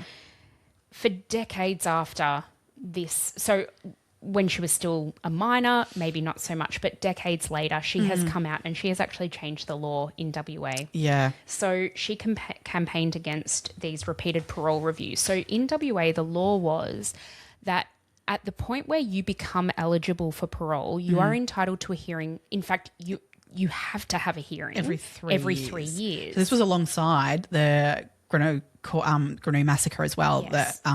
the family of her. So it was with them that they changed that law. Yes. Yeah. So it's called Kate's Law. Yeah. In 2018, it was changed. And what it basically meant was that parole reviews can be delayed for more than 3 years. Yeah. So where there's... I think it's now 6 years instead of 3. Yeah. Yeah. Where there's situations like this where, there's very unlikely chance of rehabilitation and very unlikely chance of parole, especially if the prisoner's not putting themselves up for parole, then it can be extended. And what that means is that for the victims, it's less re-traumatizing because what Kate found was every 3 years she was petrified that Catherine was going to be let out. Yeah. Oh. She shouldn't. No one should have to endure that. She's already had almost the worst thing ever happen to her. Yeah. And yet now she has to be aware that, oh God, that date's coming up again. And oh my God, what if she gets out? All of that. Yeah. So good on her for advocating beyond what she did at the time. She's such an incredible woman. She really is. Yeah, impressive. Wow, to come out of it the other end and be able to put your feet in front of one foot in front of the other, let alone do things like change the law, is incredible. I think if it wasn't for Kate, there would have been untold number of victims. Oh. I know that when the Claremont killings happened, the Claremont serial killings happened, Catherine was quoted as saying at the time that after the first murder, she said, oh, that's a serial killer, I can see it. Yeah. Because she's lived it. She's lived it. She knows it. We need to listen to these people. God. Yeah. Oh, man. Which the cops, again, with that one, didn't put it together for a very long time. And it's like they didn't learn anything from this one then. Yeah. I know it was 10 years, and that's a significant amount of time, I guess, when you're looking at day-to-day policing. But, like, if we don't learn things from situations like this, then what are we doing? Yeah, absolutely. Yeah. It's tragic enough that these things happen. At least we need to take something away from it. Yeah. Yep. Change things, process things differently. Definitely. Look at things in a different way. Yeah. And that just didn't happen. No. And unfortunately, I think it took the Claremont serial killings to happen for things to actually change and that view to shift. Yes. In Perth in particular. Yeah. Yeah. Oh, God. That's just, this one is a real, it's awful. it sat with me all week kind of going, I just can't, like, to think there were 4 victims. For me, it was the thing that really got me with this, the 4 victims, absolutely, and their deaths, absolutely. Mm-hmm. What actually really got me was the sexual nature of these crimes and the fact that, you know, we've started off with David and his siblings growing up in a family where incest was occurring. Yeah. Moving that then through to him really starting his sexual relationship with Catherine at a very, very young age. Mm-hmm.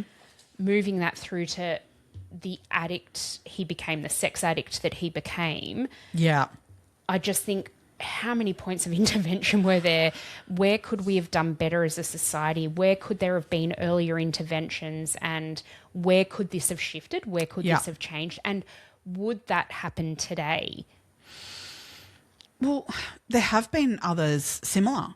I mean, yeah. So it's crazy. And I have to say too, I can't find it in my notes now, there are a couple of cases prior to these serial killings that people do think maybe David I think some committed. of those have been. So one of those people is Cheryl Renwick. Yes. Now, I'd looked into this a little bit. Yeah. There is no proof. No. There are similar circumstances, which, I mean, you guys can go and do your research and let us know what you think, actually, whether or not she was involved, whether she was a victim of David and Catherine's or not. But I don't actually think she was. The police did a lot to figure out whether she was. They dug up bloody pipes and drains and looked for things, and nothing really came of that. Yeah. So I personally, I feel like if there was something to find, it would have been found. I feel like it too, when he was so quick to jump to like, oh, there's 4. Yeah. I feel like he was someone who wasn't, as much as we said, he is an intelligent man, but I don't think he was that fazed by the fact of really even, I mean, he'd been to jail many times. I don't think it really bothered him that much that he'd been caught, like kind of thing. So I don't know that it would have taken much for him to go, well, by the way, I also did this one and this one. Like, yeah. And they did. They asked him. They interviewed him about it, and it just kind of never went anywhere. Unless, again, that was another control thing, and he's like, I've still got these ones that only I know about. I don't know. I really don't know. Yeah. I don't know enough about the other cases, really, to make a solid judgment call on it. But it's just an interesting thing to I also consider. do wonder, because we're talking about with these ones that are prior, they would have been on his own, not with Catherine. And I query, individually, would they have perpetrated these crimes, or was it because they were together that they perpetrated these crimes? I feel like David, with the rape, would have. Yeah, rape, I think he rape definitely. for sure. Yeah. Murder, I mean, quite possibly, because we know these behaviours escalate. He did harm animals. Yeah. And we know from, you know, the psychology of how these things work that he probably would have gotten to that point at some point anyway. I think, I feel like he would have performed rapes and things, but I just don't know whether he would have kidnapped someone and brought them into his home and done it like that. Okay. Well, as in, like, you hear the article that got put into the newspaper, right? And go, you didn't have enough charismatic personality to be able to charm someone on your own. I mean, that ad was the most ridiculous thing ever. To get someone to enter into your home like that.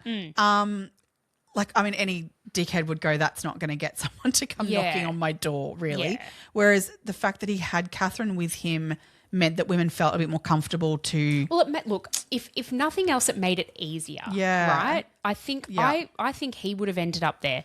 Would she have? No. I don't think so. Yeah. I think she possibly, I mean, she was obviously in a life of crime, but it was only ever with him. Yeah. Whereas, he's perpetrated things without her, whereas separate. she didn't. That's right. And I just think she was so infatuated with him, she would have done literally anything for him. Only person in her life who'd ever shown any love for her. But then I look at her personality and I'm like, she abandoned her children. You know, what else would she have done for him? She would have done anything. Would she have done that for Donald? No. No, it was a different life that she lived. She lived two separate, very separate lives. That's right. Yeah. So did he. That's true. Yeah. I don't know that she would have. Yeah. I just find the whole, again, the psychology of the coupling of them. Yeah, agreed. Fascinating. But also she had it in her because she did kill, like, I don't know, if she hadn't had a hand in actually physically murdering any of them, I might have thought differently about it. But the fact that she did that. And couldn't have cared less about it. Yeah. She had there was no filter there for herself to kind of go, you know, like, I can watch you do this and because I love you and I'll help you do this because that's your thing. But I can't physically do this stuff. I think I can somehow compute that. But the fact that she participated takes it to a whole nother level of her lack of empathy, her lack of humanity. Thank you. Must be the end of the episode. It is. We're nearly there. Oh, God. I think you're absolutely right. I think I'd really love to know what our listeners think because it's perplexing. I think there's so much in that dynamic of the two of them. Yeah. I mean, we've talked about, you know, Paul Bernardo and Carla Homolka, like Ken and Barbie killers, in Canada. And then we haven't done this one, but Fred West and Rose West in the UK is another one. That needs to go on our list. I don't think they're on our list, actually. So we've kind of, they're not the only couple to ever done these sorts of crimes, clearly, but they're still a very rare, you know, kind of thing that comes out of nowhere. Definitely. So interesting. And the fact how do these people find each other, you know? This is it. I mean, like finds like. In life, I do get it, and there is someone for everyone.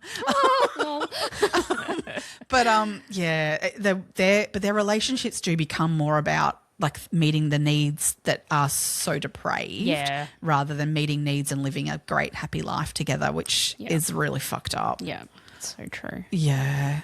Oh, God, it blows my mind, the psychology of it, totally. Comment on this episode, everyone. Tell us what you think. Super, super interested. If you've got any case suggestions, speaking of which, please let us know. Keep sending them We're always happy to We do to add them on. to the list, absolutely. Thank you, everybody, for joining us today. If you'd like to join us over on Patreon, you can do so at patreon.com/2crimebesties. You can follow us on the socials. We're at 2 Crime Besties on Facebook and Instagram. Go and like us, please. Yep. If you can leave us a review in your podcasting app, that is super helpful. In our show as an overall Hit thing. that follow button too, like subscribe or follow, whichever app you're in and whatever they do. Yeah. That's huge. That helps us massively getting out there. Heaps. Yeah. Thank you very much for joining us. We hope everyone has a wonderful Easter break. Yes. Eat too much chocolate if you can afford it. Oh, I know. Bloody hell. Oh, don't even get me started on that. And if you're going away, I hope petrol's less than $3 a litre. Oh, my God. It's going to kill me. Just crazy. It is. Okay. Thank you, everybody. Stay safe. Stay happy. And we will see you in a couple of weeks. Stay curious, crime besties. Bye.